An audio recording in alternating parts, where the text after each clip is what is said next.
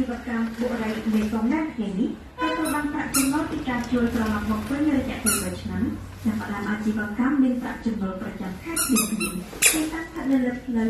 2011សង្កាត់ក្រុងភ្នំខណ្ឌសែនសុខរីភ្នំពេញទំនាក់ទំនងមកកាន់លេខ061 955 988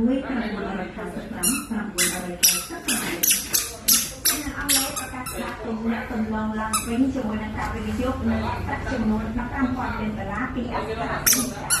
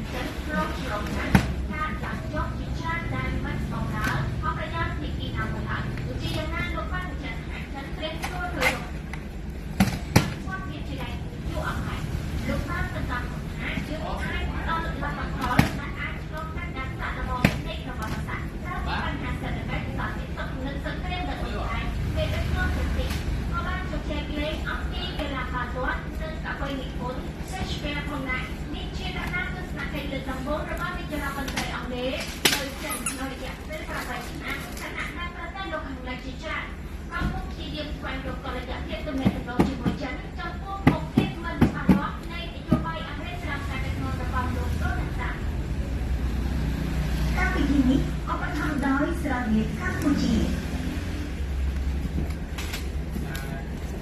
សម្រាប់វិទ្យាហ៊ុនសែនប្រធានព្រឹទ្ធសភាបានស្នើឲ្យក្រេខាងត្បូងចែករំលែកព័ត៌មានទាក់ទងឧក្រិដ្ឋជនសម្រាប់និស្សិតកូរ៉េខាងត្បូងនៅកម្ពុជាប៉ុន្តែត្រូវបានចាប់ខ្លួននៅប្រទេសថៃ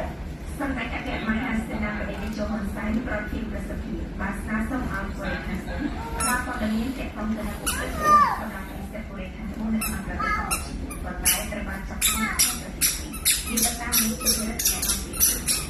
សាសនារបស់ប្រទេសចូលបានធ្វើឡើងក្នុងអង្គការ